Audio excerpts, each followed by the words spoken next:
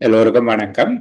முகாமைத்துவ சேவை உத்தியோகத்தர் சேவையில் ஆட்சேர்ப்பு செய்வதற்கான திறந்த போட்டி பரீட்சை மற்றும் புகையிரத நிலை அதிபர் பதவிக்கு ஆட்சேர்ப்பு செய்வதற்கான திறந்த போட்டி பரீட்சை ஆகியவற்றுக்கு கற்கும் மாணவர்களை இலக்கு குழுக்களாக கொண்ட செப்டம்பர் 2025 செயலமர்வு தொடரின் உளச்சார்பு தொடர்பான முதலாவது செயலமர்வு தொடரில் சந்திக்கலாம். நாங்கள் திட்டமிட்டிருக்கிறோம் 3 விதமாக இந்த மாதத்தினுடைய செயலமர்வு, இது நிறைவு மாத செயலமர்வாகவும் இருக்கும். இந்த மாதத்தினுடைய இறுதியோடு நிறைவு செய்வது, பிள்ளைகளுக்கு ஒரு 4 நாட்கள் மீளாத பார்ப்பதற்கு அவகாசம் வழங்குவது என்று. புகையிரத நிலை அதிபர் பதவிக்கு அதற்கு கூட அவகாசம் இருக்காது, நீங்கள் கிடைக்கக்கூடிய ஓய்வு வேலைகள் அதை பார்த்துக் கொடுங்க. 3 பிரிவுகளாக இது நடக்கும். மாலை வேளைகளில் 1 மணித்தியால வகுப்பு திங்கள், புதன், வெள்ளி ஆகிய நாட்களில் மொழி அறிவு சார்ந்தும், செவ்வாய், வியாழன், சனி ஆகிய தினங்களில் உளச்சார்பு அல்லது நுண்ணறிவு, பொது விவேகம் என்று அழைக்கப்படுகிற ஐக்கியம் சார்ந்தும் நடைபெறும். இதற்கு மேலதிகமாக அடுத்து வரும் வாரத்தில் சனி, ஞாயிறு பகல் நேர வகுப்புகள், கட்டுரை எழுதுதல், கடிதம் எழுதுதல், சுருக்கம் எழுதுதல் என்பவை தொடர்பாக ஒவ்வொரு வகுப்புகள் ஒரு 2 மணி நேரம் கொண்ட 3 செயலமர்வுகள் சனி, ஞாயிறு தினங்களில் திட்டமிடப்பட்டிருக்குது. ஏற்கனவே கட்டுரைகள் தொடர்பாக கடந்த மாத செயலமர்வுகளை நாங்கள் கலந்துரையாடி இருந்தாலும் புதியவர்களை கருத்தில் கொண்டு கட்டுரை ஒன்றை வடிவமைத்தல், கடிதம் வடிவமைத்தல், சுருக்கம் ஒன்றை எழுதுதல் ஆகிய விடயங்களை உள்ளடக்கியதாக நாங்கள் அதை பேச இருக்கிறோம். ஆகவே நீங்கள் இந்த திறன்களை கற்றுக்கொள்வதன் மூலமாக பரீட்சையை வெற்றிகரமாக எதிர்நோக்க முடியும் என்கிற நம்பிக்கையோட ஒழுங்காக செயலமர்வுக்கு வாருங்கோ. வருகிற நேரத்தில் நாங்கள் பயிற்சிகளை அந்தந்த இடத்திலேயே செய்து பார்க்கிறதாக தான் இருக்கிறோம். அந்தந்த இடங்களில் பயிற்சியை செய்வது இனி எங்களுடைய நேர முகாமைத்துவத்துக்கு உதவும். நான் பெரும்பாலும் பொது உளச்சார்பு என்பது நேரடியாக இதில் காட்சிப்படுத்தி நீங்களும் நானும் சேர்ந்து அதனை செய்து பார்க்கின்ற ஒரு விதமானதாக இருக்கு. இதில் மிகவும் கொஞ்சம் காலத்தால் முற்பட்ட ஒரு வினாத்தாள் தற்போது அவர் எங்களோடு இல்லை, அமராகிவிட்டார். கலாநிதி குணராஜா அவர்கள் செங்கியாளியான் என்று அறியப்பட்டவர். அவரால் எழுதப்பட்ட ஒரு பொது உளச்சார்பு புத்தகம், மிகவும் தொன்மையான பழைய புத்தகம் ஒன்று தேடி எடுத்திருக்கிறோம். அந்த புத்தகத்துல இப்போது இருப்பதை விட வித்தியாசமாக இருக்கும் என்றால், அவர் ஒரு பயிற்சி புத்தகமாக எழுதியதுனால அதற்குள்ள உங்களை சில அறிவுறுத்தல்களையும் தானாகவே வழங்கியிருப்பார். அதில் இருக்கக்கூடிய பயிற்சிகள் தொடர்பாக நாங்கள் கவனம் செலுத்தி பார்க்க இருக்கிறோம். ஆக குறைந்தது ஒரு 10 செயலமர்வு அந்த வினாத்தாளனுடைய உதவியோடு, அது பல இன வினாத்தாளாக இருக்கும், பல இனங்களை சார்ந்த வினாக்கள் அதற்குள்ள இருக்கும் என்கிற அடிப்படையில் நாங்கள் அதை பார்க்கலாம். சரி சரி இப்போ நாங்கள் முதலாவது பரீட்சை, பொது உளச்சார்பு பரீட்சையினுடைய முதலாவது பயிற்சி 1 மணி நேரம் தந்திருக்கிறார். 50 வினாக்களுக்கு மேலே இருக்குது என்று நினைக்கிறேன். அந்த வினாக்களை உள்ளடக்கியதாக நாங்கள் விரைவாக விடைகளை பார்க்கலாம். விடைகளை சொல்ல போகிறவர்கள் உங்களோட மெக்கவுண்ட் பண்ணுங்க. நான் அதில் 5 வினாக்களுக்கு ஒவ்வொருவராக தெரிவு செய்து கொள்வேன், அல்லது ஒவ்வொரு தொகுதிக்கு ஒவ்வொருவராக தெரிவு செய்து கொள்வேன். சரியா? சரி, இப்போ வினாத்தாளை காட்சிப்படுத்தி இருக்கிறேன். இதற்கு விடையளிக்க போகிறேன் என்கிறவர்கள் மெக்கவுண்ட் பண்ணுங்க. முதல் வருகிறவருக்கு வாய்ப்பு கொடுக்குறேன்.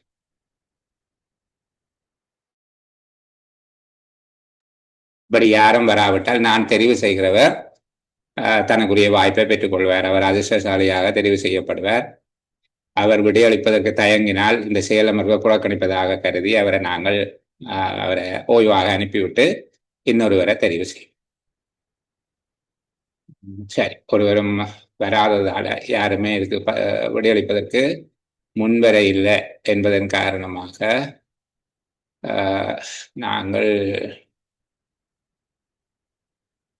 மெக்டலா தோமஸ் அவங்கள கூப்பிடுவோம். சரிதானே? மெக்டலா தோமஸ், உங்களோட மெக்கவுண்ட் பண்ணுங்க. முதல் 5 கேள்விகளும் உங்களுக்கானவை. நான் பேசுறது உங்களுக்கு கேட்கும் என்று நினைக்கிறேன்.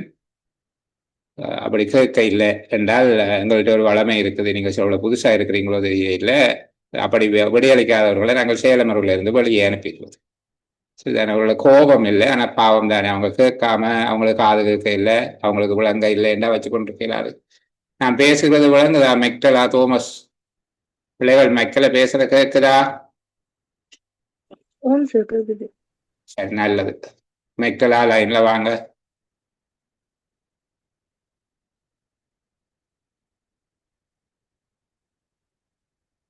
சரி,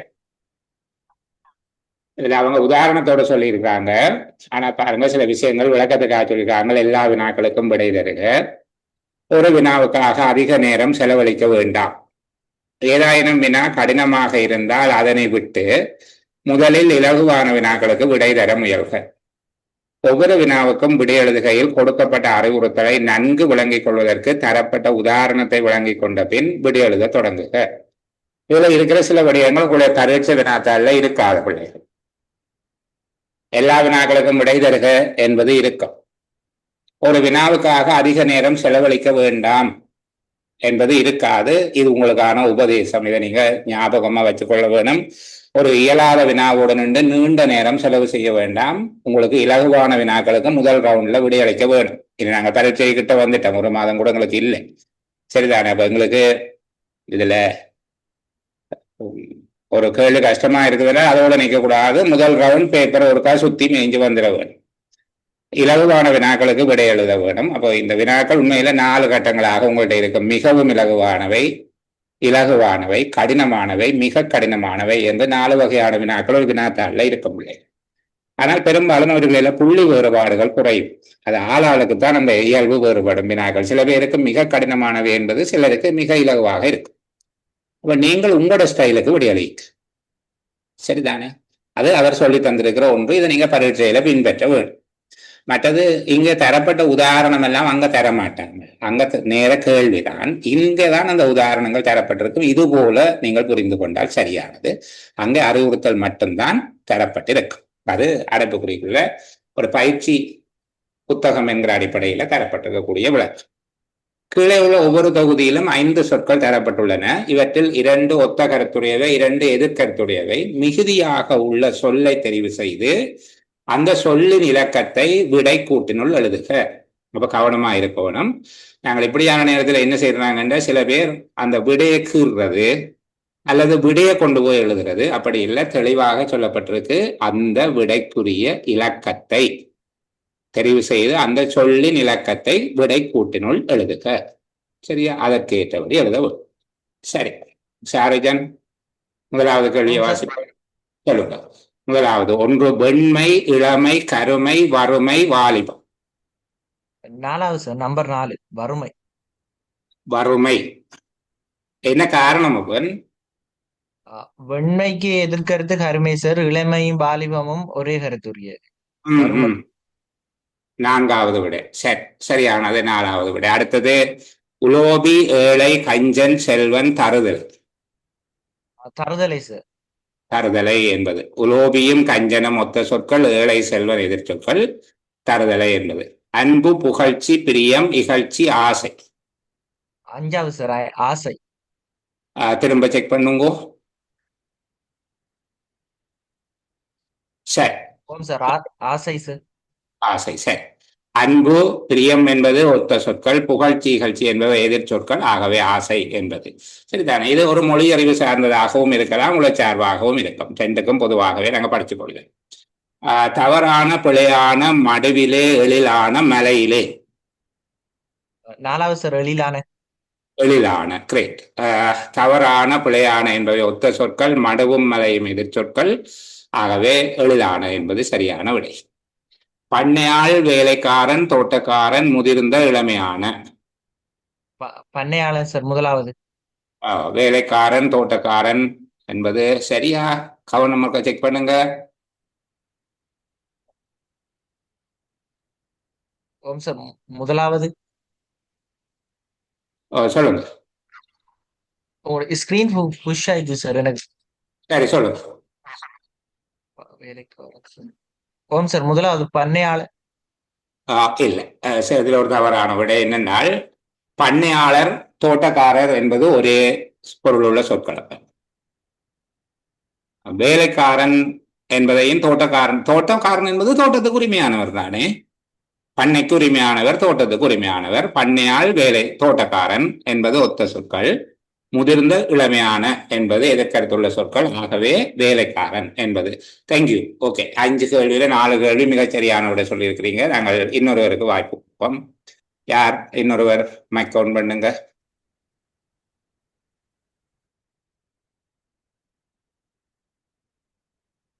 வேற யாராவது முன் வந்தால் அவர்களுக்கு வாய்ப்பு இல்லைன்னா நாங்கள் கூப்பிடுவோம் ஒரு ஆள். கிளாரா.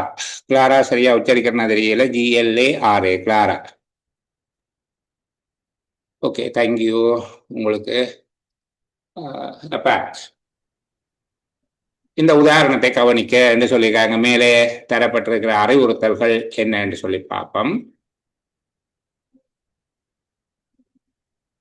கீழே ஒவ்வொரு வரிசையில 4 சொற்கள் இருத்தல் வேண்டும். 3ஆம் 4ஆம் சொற்கள் எவ்வகையில் தொடர்புடையனவாக இருக்கின்றனவோ அவ்வாறே 1ஆம் 2ஆம் சொற்கள் இருக்கும்படியாக அமையும் சொல்லை தெரிவு செய்து அந்த சொல்லின் இலக்கத்தை விடைக்கூட்டினுள் எழுதுக. கீழே ஒவ்வொரு வரிசையிலும் 4 சொற்கள் இருக்க வேண்டும். 3ஆம் 4ஆம் சொற்கள் எவ்வகையில் தொடர்புடையனவாக இருக்கின்றனவோ அவ்வாறே 1ஆம் 2ஆம் சொற்கள் இருக்கும்படியாக அமையும் சொல்லை தெரிவு செய்து அந்த சொல்லின் இலக்கத்தை விடைக்கூட்டினுள் எழுதுக. சரி, இப்போ இதுல தரப்பட்டிருக்கக்கூடிய இந்த கேள்விகளுக்குள்ள நாங்கள் போவோம். மேலே அறிவுறுத்தல் இருக்குதானே? சரி, முதலாவது கேள்வியை பார்ப்போம். அரிசி இடைவெளி உளுந்து வடை என்று சொல்லியிருக்கிறாங்க. சொல்லலாம். நீங்கள் யாரு ஆன்லைன்ல இருக்கிற கிளாரா கதைக்கல?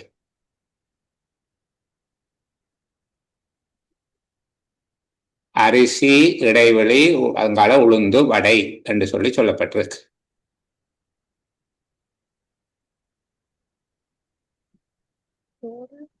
சொல்லுங்க.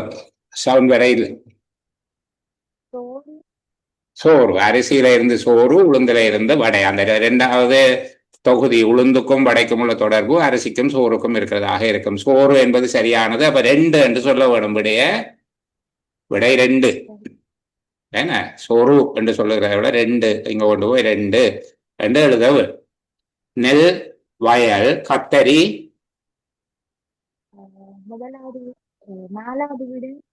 4வது தோட்டத்தில இருந்து கிடைக்கும். சரி, அப்ப 4. மீன், திரள் என்பது போல மந்தை.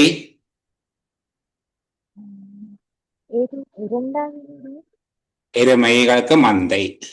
மீன்கள் திரளாக காணப்படுவதோல மந்தை. எருமை என்பது மந்தை ஆக இருக்கும்.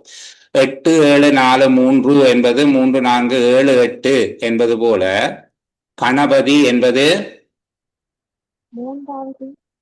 திவனக பின்புறமாக எழுதப்பட்டிருக்கு. என்ன பின்புறமாக எழுதப்பட்டிருக்கு. பசி இடைவெளி தாகம் நீர். தாகம் நீர் என்பது போல பசிக்கு சாரி 3வது உணவு. பசிக்கு உணவு. ஏன்னா பசி உணவினால் தீரும், அதுபோல தாகம் நீரினால் தீரும். எது தீர்க்கிறதோ அது பின்னுக்கு இருக்கிறது. ஆகவே உணவு 3வது. AC என்பது போல தை.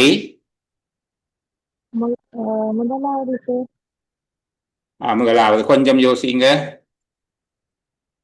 AC 2வது. AC என்பது போல ஒன்று விட்டு ஒன்றாக இருப்பது போல தை என்றால் மாசி விட்டு பங்குனியாக இருக்கும். அப்ப 2வது படி.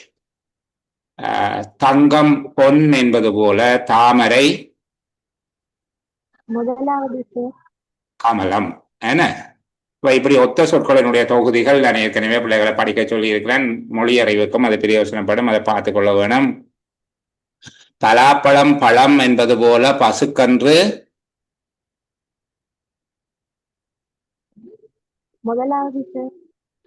முதலாவது. இங்கு சிறப்பு பெயர் பொது பெயர் என்பதாக அந்த வகைப்பாடு இருக்கு. பலாப்பழம் என்கிறது சிறப்பு பெயர், பொது பெயர் பழம் என்று இருப்பது போல பசுக்கன்று என்பது சிறப்பு பெயர், அதில் கன்று என்பது பொது பெயராக இருக்கு. சரி, நன்றி. நாங்கள் இன்னொருவரை கூப்பிடுவோம். யார் முன்னுக்கு வருகிறார்கள் என்று பார்ப்போம். அவர்களாக வந்தால் நாங்கள் நல்லது, இல்லாவிட்டால் நாங்களா தெரிவு செய்து அவரை எங்களுடைய நட்சத்திரமா தெரிஞ்சு எடுத்துக்கொள்வோம். சரியா? Sumana Angel, sorry Shama Angeline. Okay, thank you. ஏற்கனவே அவங்க சொன்ன கேள்வியில 2 மிகுதியாக இருக்குது. அதுக்கு பதில் சொல்லுங்க பார்ப்போம். தலை மயிர் என்பது போல கைகளில்